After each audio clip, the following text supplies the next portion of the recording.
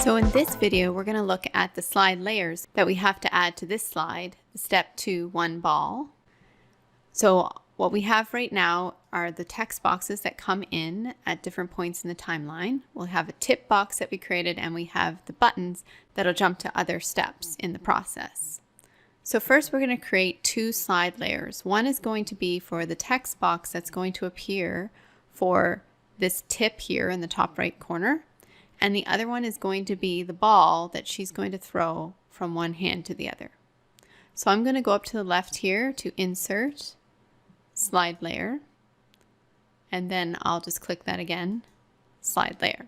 And then if you go down to the bottom right corner, you'll be able to see 2 untitled slide layers here. So I'm going to rename these right now. So right click, rename. This one is going to be throw 1 ball.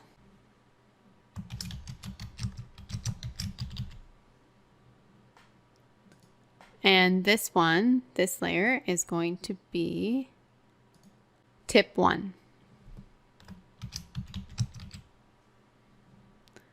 So I'm going to do a few things right now on the main screen. So let's go back to the main screen.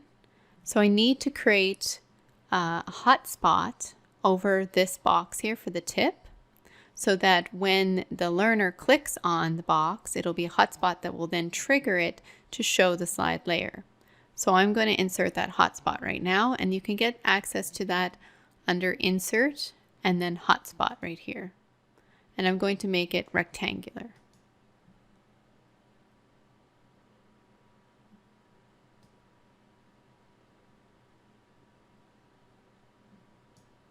All right, so that's pretty good.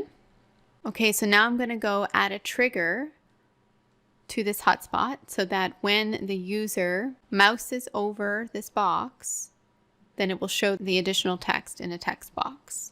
So show layer, tip 1, when the user mouse hovers over hotspot 1. Okay. So let's just recap what I did. So I created a trigger for this hotspot so that when the user puts their mouse over this box, it'll show the layer that we're going to create with the additional text. And then we're going to create another trigger, and this is going to be for the throw 1 ball layer. So show layer, throw 1 ball when the timeline starts, and then click OK. All right, so those are set on the main screen. Now let's go to tip 1 slide layer. So this one right here.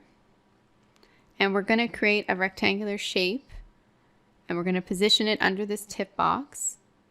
And then we're going to change the color of it, and I'll get to that in a second. And we'll then copy in the text that's going to go there. So I'm going to insert a shape.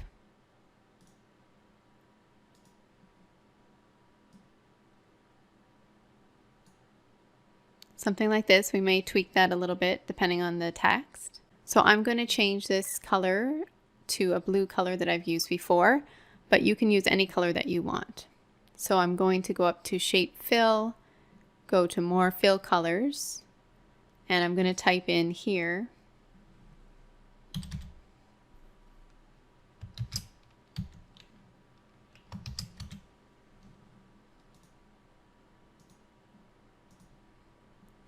all right, so that color right there. And then the outline, I'm going to make, let's say this color. All right, so there's our box. Now let's go to the storyboard. And let's copy in the text. So this is the text for tip 1.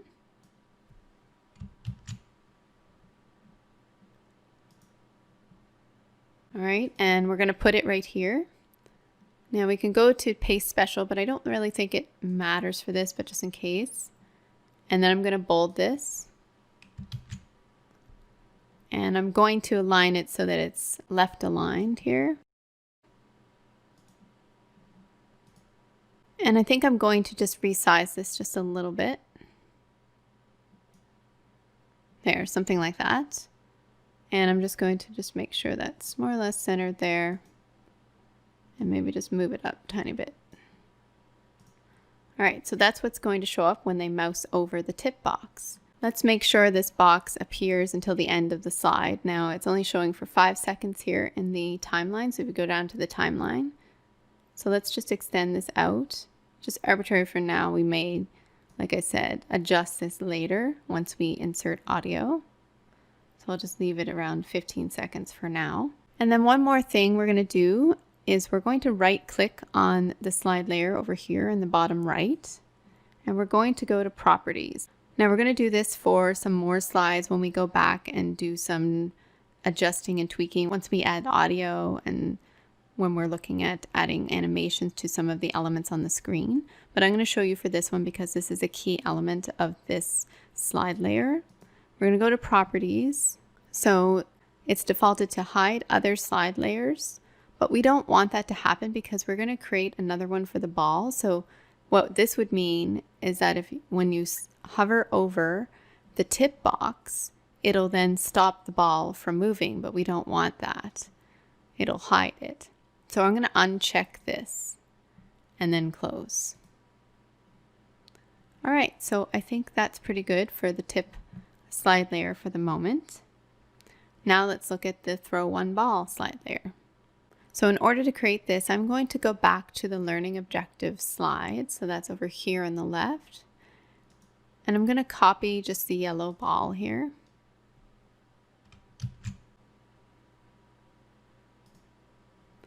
And I'm going to paste that in. And I'm going to position it in her right hand. And we're going to go up to the animations tab here so that we can see what arc paths that are associated with the ball right now. What we're going to do is we're going to have this ball move from one hand to the other just to showcase how it is thrown about 8 times. So it's going to start on her right hand, go to her left, then go back, and so on. So what I'm going to do is we already have 3 of them created, so I'm going to create more. So right now we have one going from her right hand to her left, from her left hand to her right, and from her right hand to her left. So now we need to create another one going from left hand to right hand.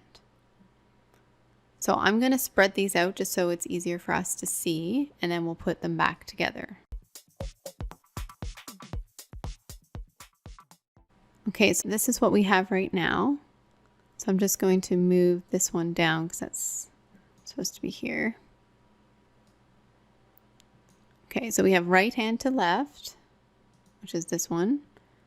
Then we have left hand to right, right to left. So I'm going to create another one. And remember, to create these, you need to go back to the original ball and create a new one.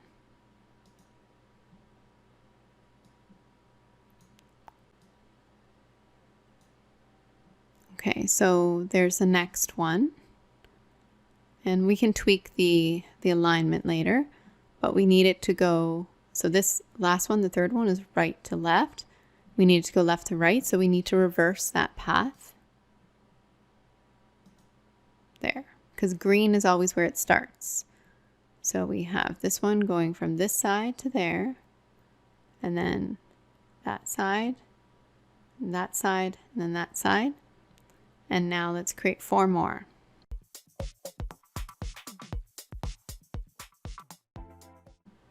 And that one's correct, so right hand to left. Now next one. And this one we have to reverse because we're alternating.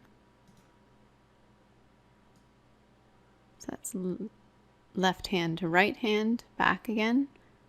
So we have 1, 2, 3, 4, 5, 6. We need 2 more. You don't have to do as many. I just did this to show you how to do this. So you could do 6 of them if you'd like.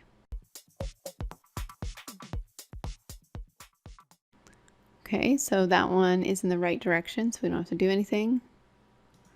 And I think 1 more. And this one we have to reverse.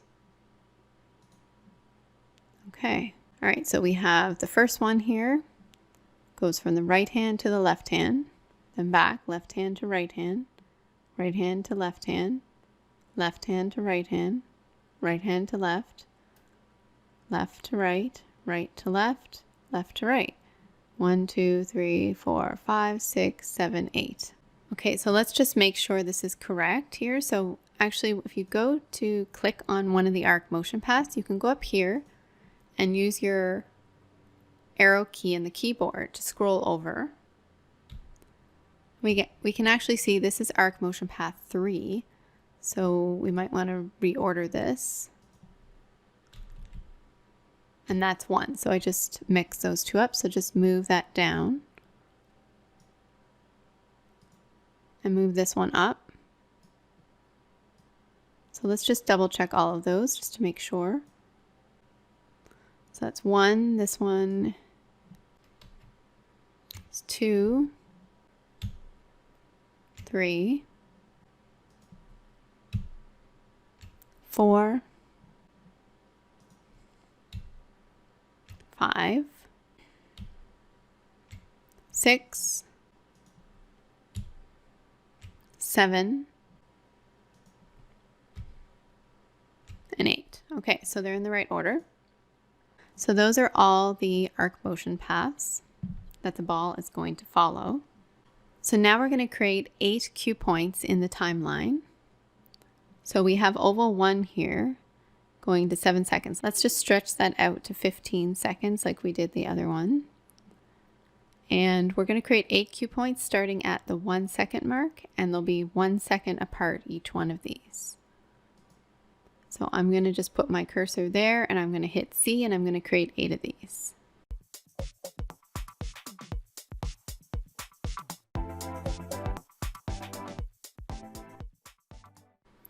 Okay, so there are our cue points. Okay, so now we're going to set triggers for each of these. I'm going to leave these path motions separated for now like this, just so we can see this happening. And then after, we will put it all back together over here where they'll be on top of each other. This just makes it easier in case we made a mistake. So the first 3 we had copied in from the previous one. So we need to create triggers for those. So create trigger to move oval 1 along arc motion path 1,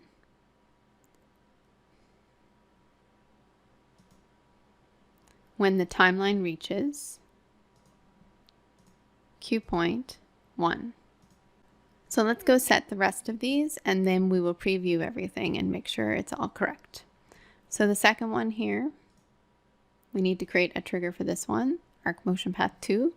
So create trigger, move oval 1 along arc motion path 2 when the timeline reaches cue point 2. And then create one for the third one, move oval 1 along arc motion path 3 when the timeline reaches cue point 3. And then let's go over and tweak these ones here. I just want to double check these. So then go and edit it. Move oval 1 along arc motion path 4 when the timeline reaches, we got to change that, cue point 4.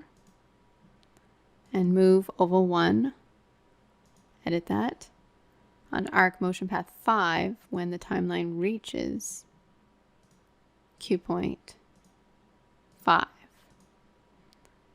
And move oval 1, so edit that, on arc motion path 6 when the timeline reaches cue point 6. And last 2 here, edit, arc motion path 7 when the timeline reaches cue point 7. And the last one, edit that, move oval 1, arc motion path 8 when the timeline reaches cue point 8. So another trick And I'm going to show you. If you want to just do a quick look, you can move your cursor over here in the timeline to the beginning, and you can push play over here in the bottom left. 1, 2, 3, 4, 5, 6, 7, 8. So we need to tweak that a little bit still, but at least they're working properly. All right, so one other thing I noticed too with this ball here, it had an animation on it, a zoom animation to entrance animation. We're going to take that off right now and come back to doing those things at the end, because that was left over from the previous one that we just copied it from. So I took that off. So those look like they're going correctly, but we still need to do a couple things. So one thing we're going to do is we're going to adjust the duration of some of these arc motion paths. I think some that we copied in from before, the first 3 are set to 1 second duration. I think that looks best. So that one's 1 second. So you can look up here to see that. Those are all 1 second. Now these new ones, let's see, that's 2 seconds. So I'm just going to drop that to 1 second.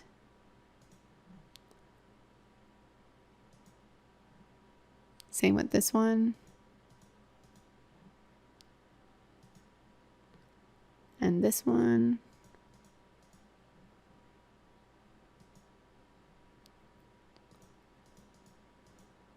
And the 7th one and the 8th one.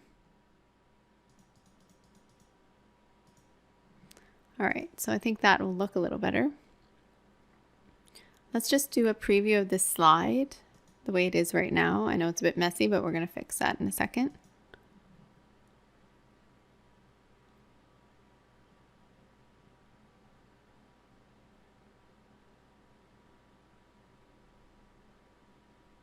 Okay, so we can see the ball moving, and we can also see when we mouse over this tip box, we can see the tip. So I'm going to now adjust this. So let's close this so that these arc motion paths are where they should be to make the ball appear that it's moving from one hand to the other. So I'm just going to move these over.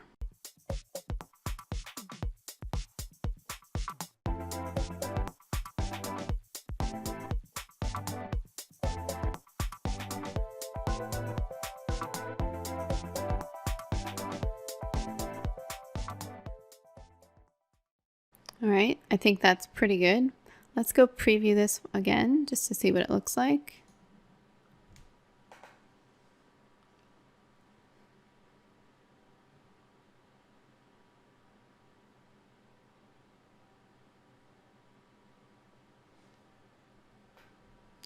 All right, so we can see that it went from one hand to the other 8 times. Now, there is a little bit of adjusting that we might want to come back and do, but let's wait until we're doing some of the tweaking and adding animations and adding audio and doing some troubleshooting, and then we can adjust these little things then.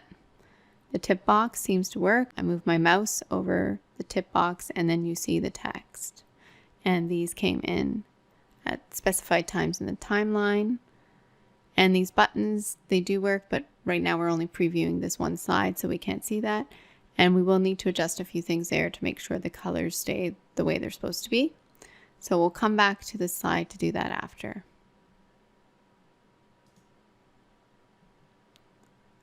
So in the next video, we're going to look at creating step 3, the main screen and slide layers.